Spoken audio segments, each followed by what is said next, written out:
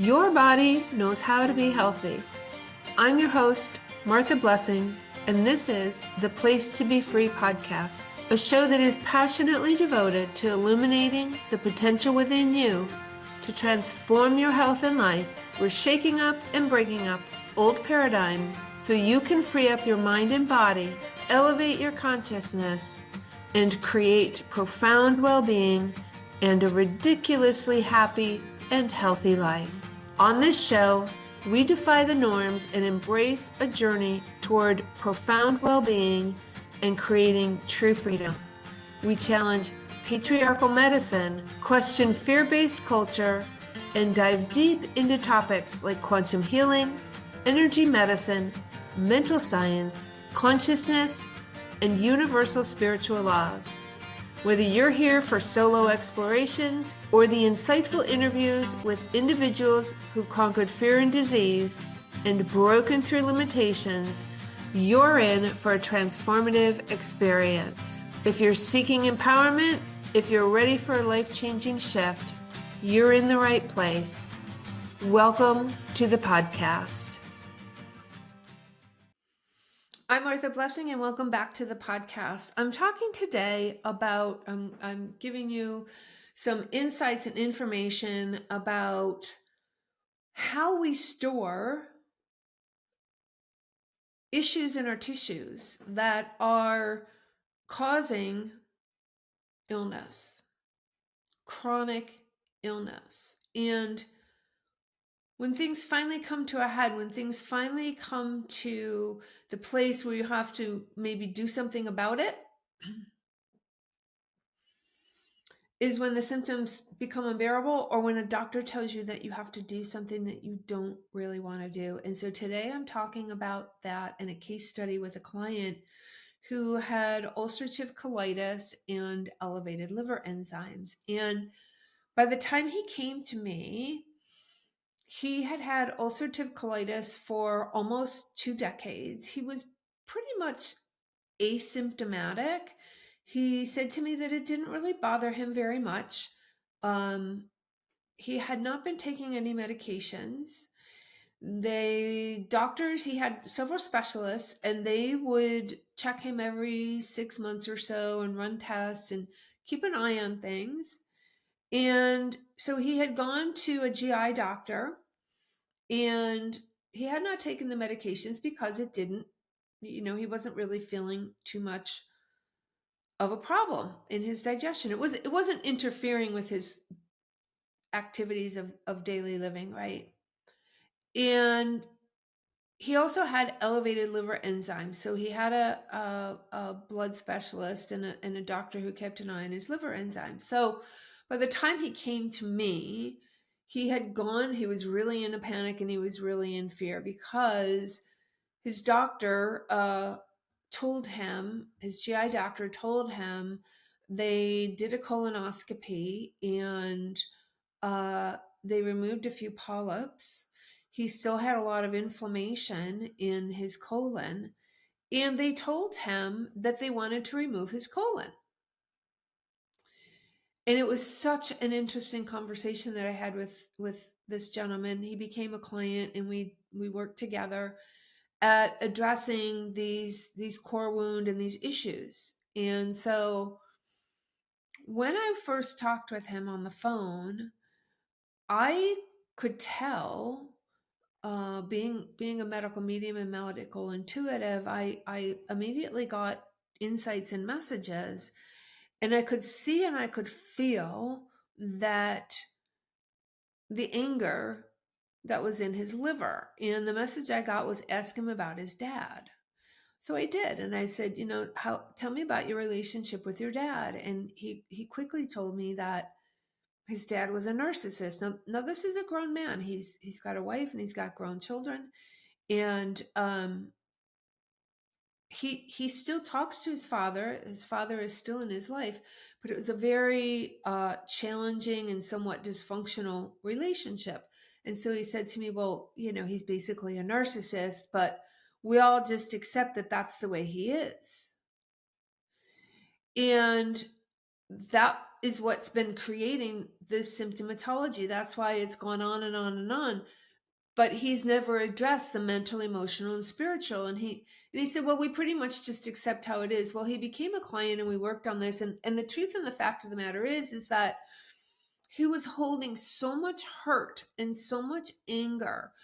When we would talk in our sessions, I could just feel and I could see the little boy, like the little wounded boy, the wounded child that just wanted to be loved and accepted by his father. And so now he's still holding this resentment but it's also a deep grief and a deep sadness, right? So the spiritual energy, God force, life force, and intelligent substance, the body is already healthy, heal, and whole. But when we're holding this grief in our heart, the energy can't get through, right? And so the solar plexus, the colon, is our self-worth and self-esteem and self-respect. And so even though he has a loving wife and family and kids, he's still in hurt and pain because at this point he wishes that his dad accepted him and accepted his family and made an effort to love his children, to be a grandfather to his children. And all of their interactions that he would tell me about were, the father was pretty passive aggressive.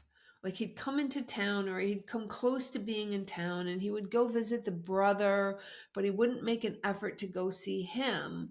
So part of what we worked through during this time was him learning to actually express his feelings to his father. I said, because what is it you really want? Like, what is your end game here? I see the little boy. I see the child who's wounded and hurt and feels unworthy and unlovable. And realize and recognize that with a narcissist, they are in their own level of pain. They are in their own separation from God and source, from their true sovereign self. So he was wounded likely as a child, and he can't do anything but repeat what he believes is the truth. And so over the course of several weeks, he would reach out to his dad and they would get into this kind of passive aggressive texting. And his belief, my client's belief, was, see, that's how it is. That's what he's always done. That's just who he is. But each time we would have, our weekly sessions, he would talk about what was going on. And then he would have, tears would start to well up in him. The grief, the sadness would come out. I said, have you ever told your dad how you feel? Have you ever expressed your true feelings? He said, no, not really. And so that was part of the healing. That was part of the path. They went back and forth in texts, but he started to let his dad know. And it turned out it was so profound and it was so healing and it was so much joy to witness for both of them, for all of them, because they kept doing this and it's so common in the family dynamic, especially with a narcissist and with siblings, right? He said, she said, and narcissists will ghost you and they will gaslight and they will play you up against each other, siblings and whatnot. And so he was really hurt because his dad was in town from Florida, was close by. This gentleman lived in Pennsylvania. His brother was in New York, and dad was going to be in New York. And he didn't make any effort to come see my clients and his family.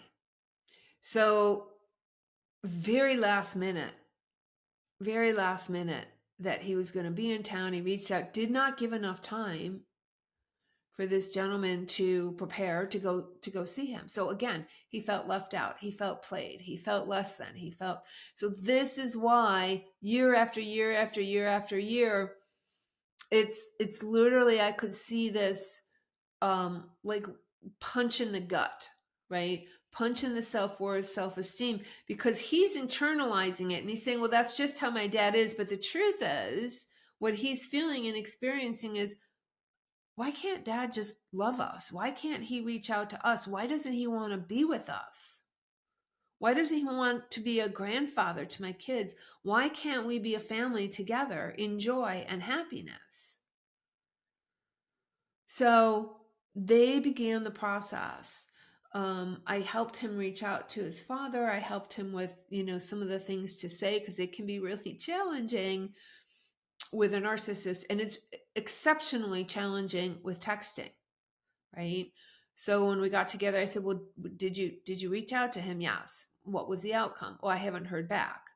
Well, it's a problem with texting, right? These days, people, that's a really simple way to ghost somebody, and to, the cancel culture, right? Not answering a text. And so I said, I want you to go ahead and text him again, but I want you to text him that you would like to have a conversation with him. You would like to talk to him. Right? These are not the sorts of things, like, you're healing generations of emotional pain. His dad is wounded. He's being a narcissistic behavior. His dad is wounded. And it's in the family dynamics of multiple generations. This is not stuff that you heal in a text. Promise me that you'll reach out to people and loved ones and you're trying to heal something. Yes, you can say in a text, but I'd like to have a conversation with you. There needs to be a conversation. You have to have the courage to ask for that. You can't, if you don't ask, you can't get it. So you have to be willing to step out of your fear and your wound. I'd like to have a conversation. So he did. And it took him took the father several days to respond. And he finally said, okay. And I said, you need to direct this. You need to take your power back. You need to ask for what it is that you want so that you can heal. Forget about doing this for your dad. You're doing this for you. They want to remove your colon. What's so critically important here is that this gentleman did not have colon cancer. In the colonoscopy, they removed a few polyps, and the GI doctor said, well, we didn't see any cancer, but what we're always the most concerned about is that we might miss something. Again, this is back to, you've heard me talk about CYA medicine. Cover your ass medicine. The doctors don't want to be sued. When they see somebody like this who's had the ulcerative colitis, who's got the elevated liver enzymes and all of these things, and he has no symptoms, they want to remove the colon because they're afraid they missed something and they don't want him to come back and sue. And so, like, it just blows my mind when I say that out loud and I think about it, right? Oh yeah, let's just remove your colon. What's your quality of life? He was like, I don't want to do that. I don't believe that I need to do that. That was where the power was for this gentleman and this client, was he said to me, I don't believe that I need to remove my colon. I don't believe that I'm that sick that I would have them take my colon out. And the specialist who monitors his liver enzymes, he actually, during the time that we worked together, he had a follow-up with the doctor, and the liver enzymes were actually improved. They were still a little bit elevated. They were on the very high end over normal, but they had gone down. They had improved. And the doctor still kept saying, like, he's staring right in the face. He has no explanation. He has no good, valid explanation for why the liver enzymes have improved, because he wasn't taking the medicine. The doctor, again, is in fear and telling him that he has to take these medications, or he might have to get a surgery, a stent put in. But here's what happens. The liver energetically is what stores anger. That was the very first thing I saw and could feel and got the message about when I was talking to him on the phone. I could see and feel that all of his anger towards his dad was settled into his liver, because that's where we store anger, inflammation. And so now that he was releasing this, now that he was making traction and making progress in healing his emotional relationship with his father, years and years, generations of pain and grief and feeling unloved, the liver's starting to heal and release that toxicity, release that frequency and that vibration back into self-love. And so it was improving. But because it was just a little bit in the high range, the doctor still did not want to get sued for not making him take the medicine, because he couldn't follow any science. There was no science for him to follow. The only science was it's still elevated. Not that it was improving, it's still elevated. So this is where courage comes in your healing process, in your healing journey, and the decision. Like I said, you've got to make a decision that your body knows how to be healthy. Now, for some people, that may involve taking the medications. You may have been a person that said, I'm going to work on all of this healing, but I'm going to take the medication. Or you might say to the doctor, look, I'm doing some alternative things. Look at my liver enzymes. Yes, I see that they are still elevated, but they improved. I'd like to continue on this path. This is where you have to be courageous and empowered to tell your physician what it is, what the outcome is that you want. The outcome that you want. So very important. Tell them. You look and you say, this gentleman said, I'm working on doing some alternative. You don't have to go big deep into it. I'm working on alternative. It looks like it worked.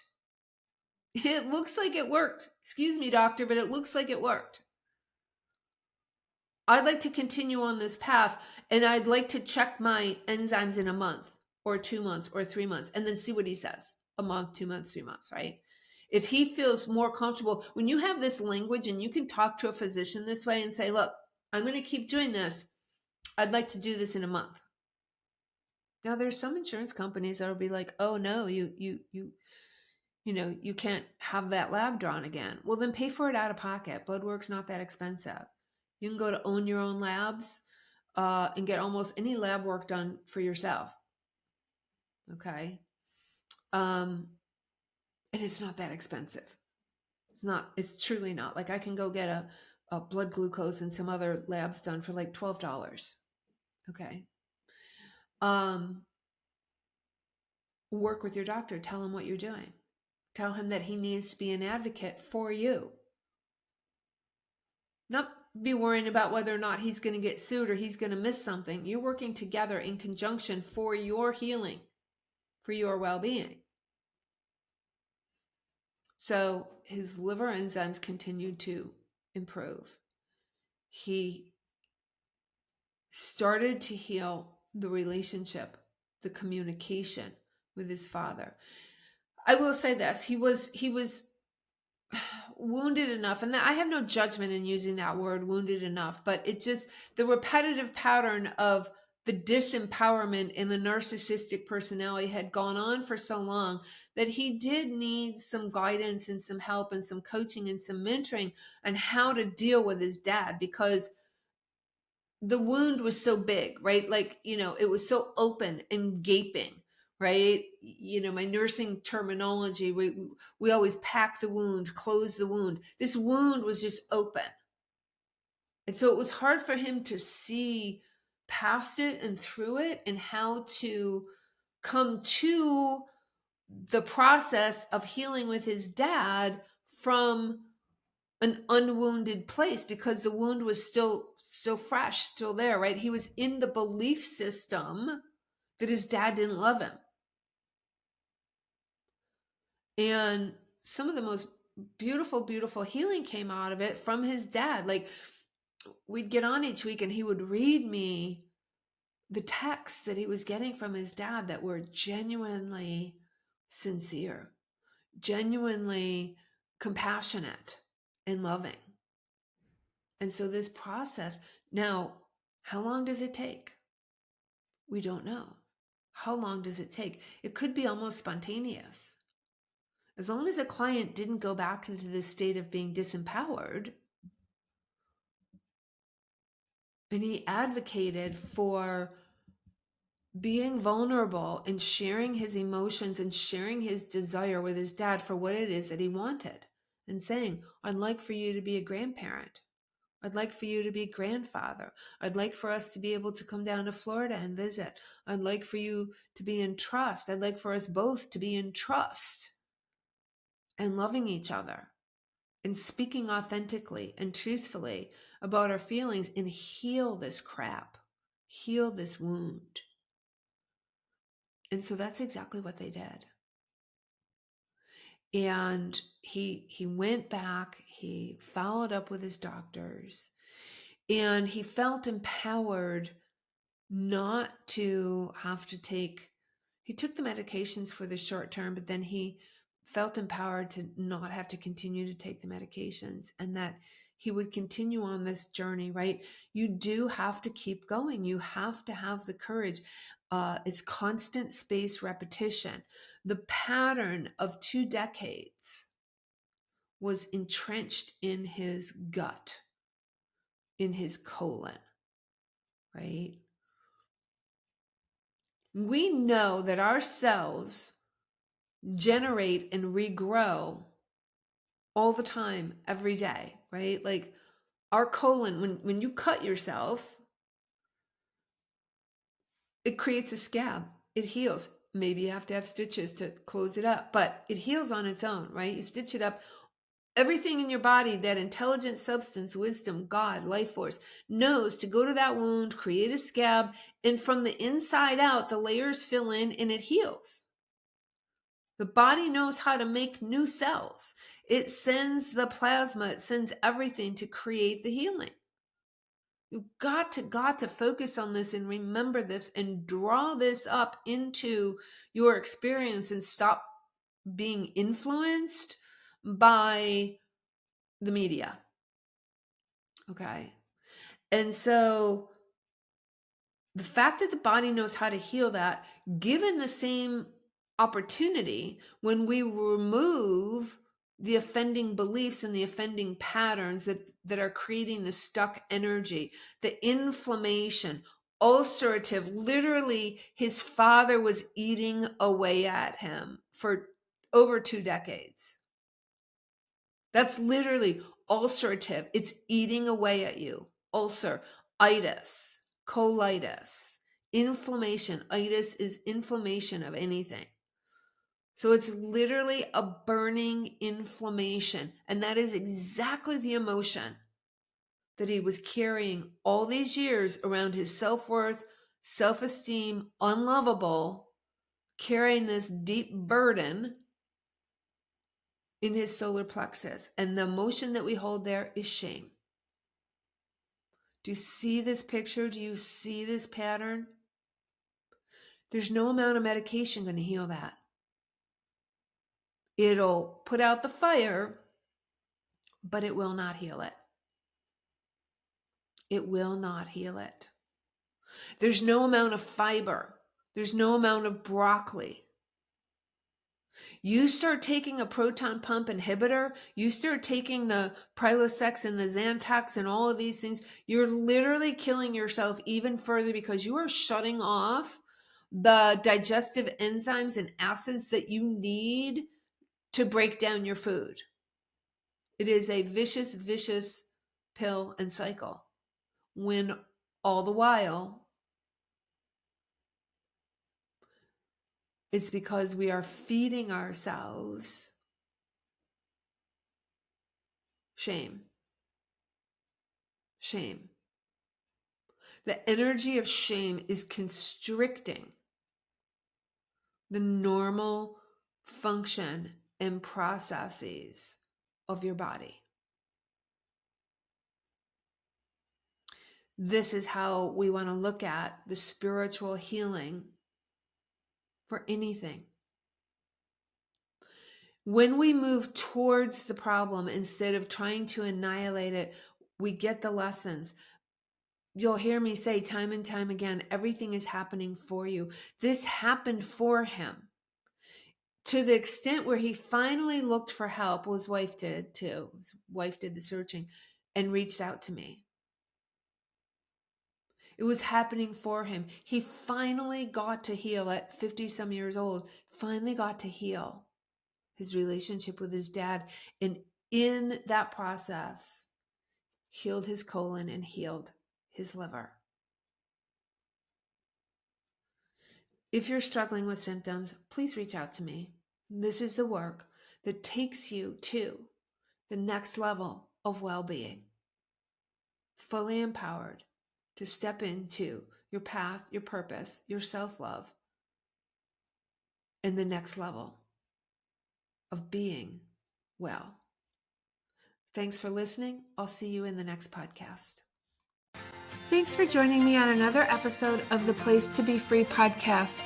If you found inspiration in our discussions on empowered living, mindset, and spiritual laws and healing, don't forget to subscribe and share the wisdom with your community. Connect with me on social media, and for exclusive content, free resources, and to stay updated on upcoming episodes, visit the website at marthablessing.com/free stuff. Until next time, remember, you're the author of your story. Keep breaking through barriers, defy old worn-out beliefs and patterns, and create a life without limitation. I'll see you in the next episode.